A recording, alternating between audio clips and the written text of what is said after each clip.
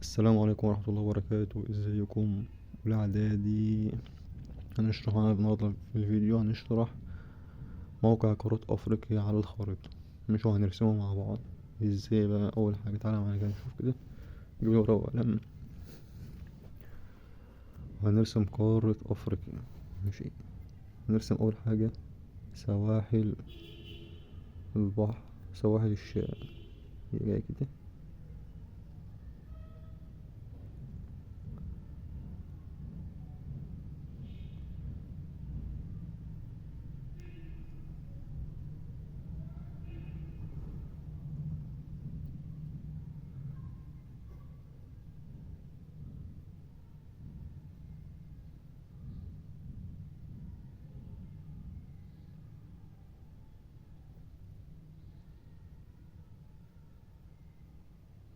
ده البحر الأحمر.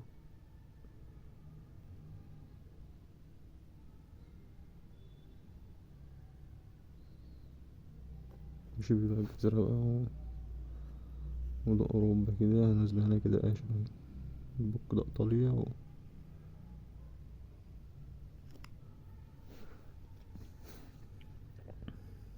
ماشي يعني إن كده.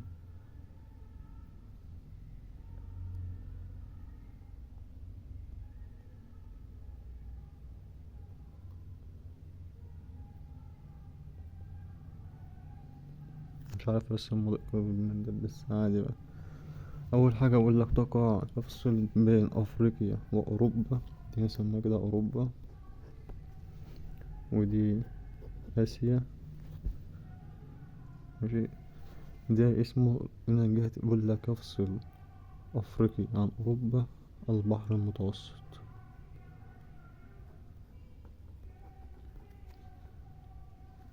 ماشي، وتقترب قارة افريقيا من قارة اوروبا هنا كده عند مضيق جبل طارق، دي اسمه مضيق جبل طارق.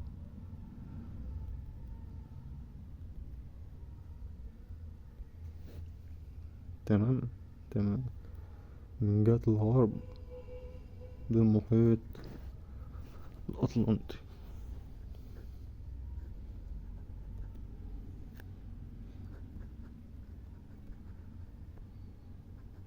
الأطلنطي، وبقول لك يفصل قارة أفريقيا عن قارة آسيا البحر الأحمر، اللي هو ده. يبقى ده اسمه البحر الأحمر. شد سامي كده عليه. أحمر. وتقترب البحر الأحمر والمحيط الهندي. يبقى يفصل قارة أفريقيا عن قارة آسيا البحر الأحمر والمحيط الهندي. تمام. وتقترب قارة أفريقيا من قارة آسيا عند مضيق باب المندب، اللي هي المنطقة دي كده. دي نسميها ايه؟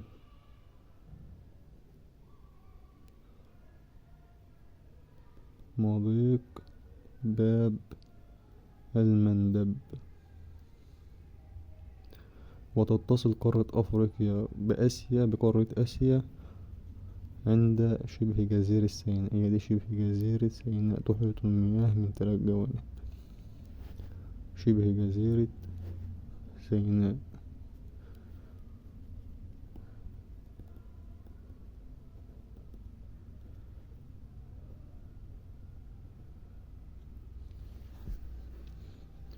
دي كده الخريطة بتاعتنا. دي خريطة أفريقيا اهي من الشمال. هنعمل كده الاتجاهات الأصلية: شمال، شرق، غرب، جنوب. من الشمال يفصل قارة أفريقيا عن قارة أوروبا البحر المتوسط، وتقترب عند مضيق جبل طارق. تاني حاجة من الشرق تتصل قارة أفريقيا تتصل قارة أفريقيا بقارة آسيا عن طريق شبه جزيرة سيناء، ويفصل بينهما البحر الأحمر والمحيط الهندي من جهة الشرق. وتقترب عند باب المندب، تقترب عند باب المندب، ويحدها من الغرب المحيط الأطلنطي. كل دي سواحل المحيط الأطلنطي لغاية تحت، وهي دي سواحل المحيط الهندي. يبقى احنا كده في الجنوب مفيش حاجة، لأن يلتصقان ببعض. المحيط الهندي والمحيط الأطلنطي يلتصقان ببعض. دي كده أول حاجة الموقع الجغرافي. نخش بقى على حاجة تانية بقى، اللي هو الموقع الفلكي. الموقع الفلكي ده احنا قلنا نلاقي ايه؟ خطوط طول وخطوط عرض. الخطوط الطول ديت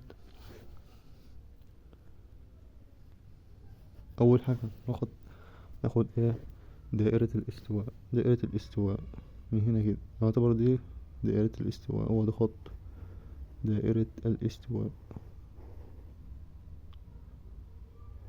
لا دي مش دائرة الاستواء، ده مدرج الجدين. خليها ايه هنا كده تحت الكرش دي كده شوية كده. يعتبر هو ده خط الاستواء. هو ده الخط ده بيفصل نصف الكرة الجنوبي عن النصف الكرة الشمالي. يبقى كده ايه؟ ده نصف دي الشمال، واللي تحت واللي تحت الخط ده يبقى ايه؟ الجنوب. تمام كده.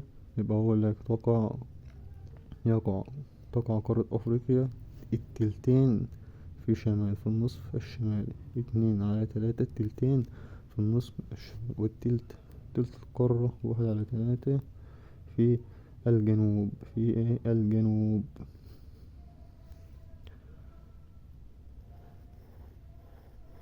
ده خط الاستواء.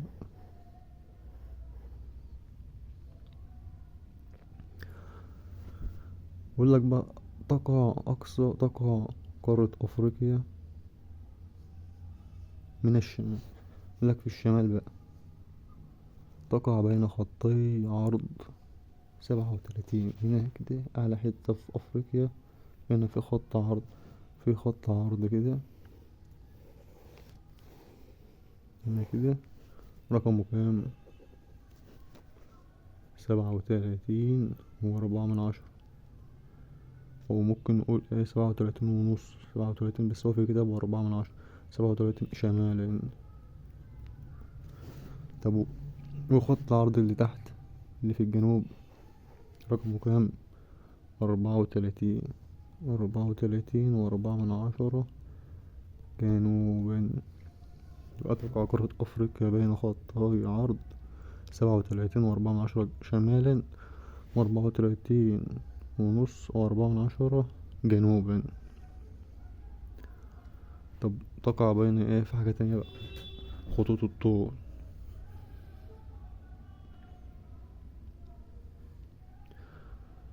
أول خط عندنا من ناحية الشرق، اللي هو يعتبر هو دي كده مثلا، اسمه خط طول 51 شرق. وفي الغرب هنا اسمه خط طول 17 غرب. يقول لك ويمر بها خط جرينتش، دي خط الطول الرئيسي. ويمر بها خط دائرة الاستواء، دي خط برضك ايه؟ خط دائرة عرض رئيسي. ويقع بقى 3 دوائر عرضية رئيسية، اللي هو مدار خط الاستواء، مدار السرطان،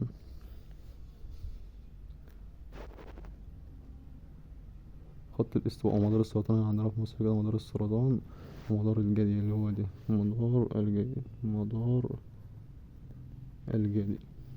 خط الاستواء ومدار السرطان. ربنا يبعد عننا يا رب. يقول لك ويمر في أفريقيا كلها فيها أكتر من 70 خط، أكتر من 70 دائرة عرضية. تمام كده.